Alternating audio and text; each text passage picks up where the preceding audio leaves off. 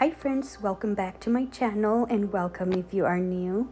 In this video, I will be answering 10 questions about journaling for the journal tag collab that Bree with Documented Journey and Heather Mattern did. Yeah, their channels will be down in the description in case you haven't seen their videos yet. I really enjoyed watching them. So yeah, you guys should check them out if you haven't. Alrighty, let's begin with the questions. So question number 1 is, how long have you been journaling? Do you remember your first journal? I started journaling since I was 14 years old, which it's been a long time. So yeah, I've been journaling for 18 years. And yes, I totally remember my very first journal. Yeah, you guys are watching the big old mess I did there with the coffee. So yeah, it was kind of hard to do it with one hand. Anyways, I will post a picture here if I can of my very first journal. Also, I will link the video of the flip through of my very first journal as well. Alrighty, so the second question is, what is the purpose of journaling for you? Why do you journal? I started journaling to save important memories. I was afraid of forgetting.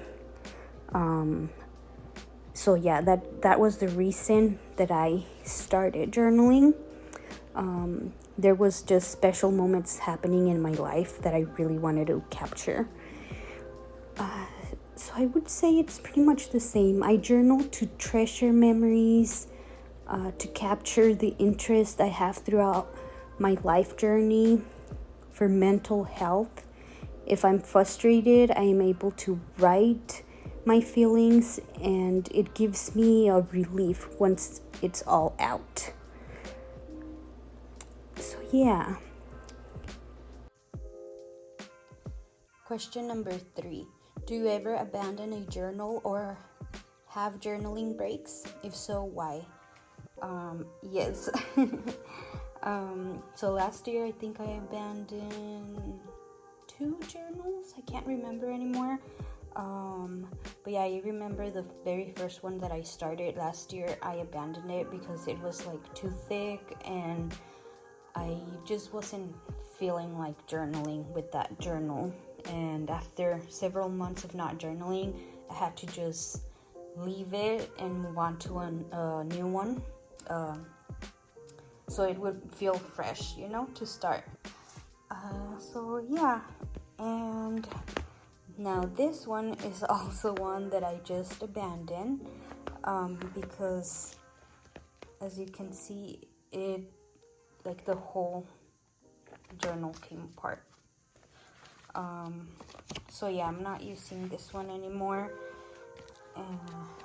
Yeah, because I don't want it to get worse, to get all the pages separated, or I don't even know what else could happen, but I just abandoned it, and as you can see, I still had a lot of pages left.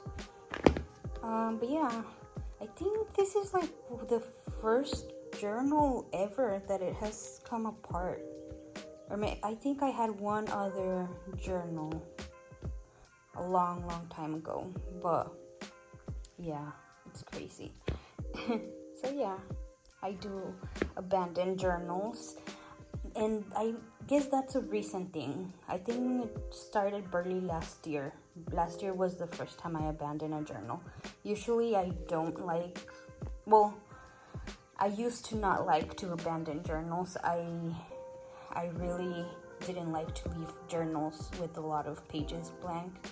But I don't know, lately, if I'm not really feeling a journal and I try hard to continue with it, but I can't, I prefer just to move on to another one.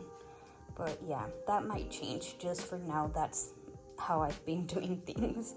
But yeah. Question number 4. Do you keep only one journal or many? I keep several different journals. I have my regular memory keeping one, and then I have my dream journal in which I write crazy, unique dreams. You know, when sometimes you have this super crazy dream that you were in some other planet or whatever, and I don't know, I've always been super interested with dreams. I studied psychology, and dreams was one of the things that I wanted to focus on, but realized that studying about dreams was really expensive, so ended up not doing that. But yeah, I've always been very interested about dreams, so I like to write down dreams that have some type of significance to them, or that are just so crazy that I have to keep record of. Yeah, I just believe dreams are this other dimension that gives us important information sometimes. I've had some crazy connections with dreams. Maybe one day I should make a video about dreams. And then I also keep a reading journal, which I can't remember. It was a while back that I did a flip through of my reading journal. I will have a link for that too, in case you guys are interested on what I keep in my reading journal and stuff. So yeah, and I think that's pretty much all. I've been trying to keep a Hobonichi, but I'll do a video about that. It's been kind of hard to keep up with that. Question number 5. What makes a journaling system right for you? What do you need in a system? I need a journal, pouch of pens, and watercolor. Anything and everything goes in my journal. Feelings, thoughts, memories, books to read, drawings, pictures, lists, notes, candy wrappers. My journals catch everything that will make me say in the future, oh yeah, that's the year that was happening. I hope you guys understand what I mean. So yes, easy and simple. Question number 6. Do you have a favorite notebook or pen when it comes to your journaling? Yes, I prefer small journals that I can carry in my bags and that are not too heavy and that are easy to complete. Because I've noticed that thick journals I have been struggling to complete. So lately I'm more into having smaller journals. Pens, I love felt tip pens and gel pens and fountain pens. Those are my favorite. Alrighty, question number 7. How would you describe your journaling style? That's a good question. I would say a catch-all of certain points in my life. It's like a time capsule.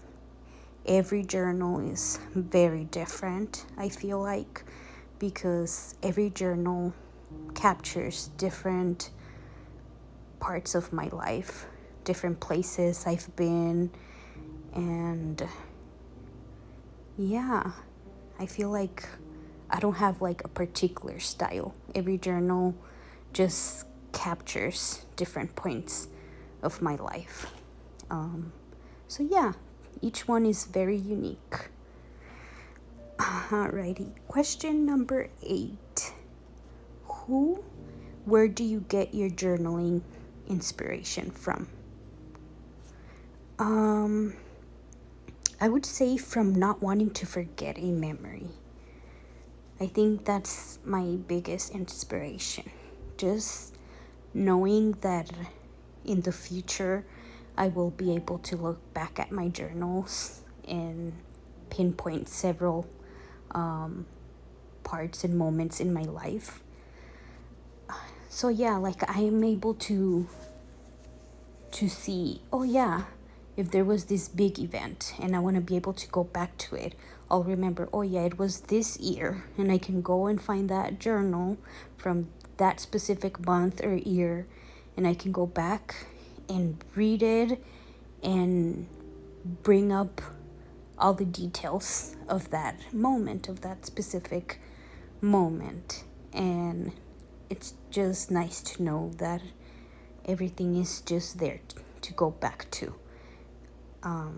So yeah. Question number 9. What does your journaling routine look like? How often do you journal? I don't have a journaling routine. I journal anytime, anywhere. Mostly I journal at night and on my bed. But yeah, I've realized that if I say that I have to journal every morning, or I have to journal at certain time, I won't do it. So I prefer just to journal whenever I feel that I need to journal about something. Because if I just pressure myself, I end up getting into a journaling slump. So yeah. And finally, question number 10. Your one tip for a beginner who wants to get into journaling. My tip is to don't set any rules. Just grab a journal and a pen and start writing. Start with a small journal. I've realized that the more rules I give myself, like I said, the less I want to journal. Because it's like saying, I have to wake up and journal. Just have your journal ready for whenever you might need it. Because if you put lots of rules, then it becomes like a chore that you just don't want to do it. So yeah, you can start just simple. Start simple, paper and pen, and start writing. And eventually you will start realizing what works best for you, because everybody is different and everybody has different needs. But I would say just start simple without too many rules, or else you don't want to do it. So yeah, I hope you guys enjoyed this video. Thank you so much for your time, and I'll talk to you soon. Bye-bye.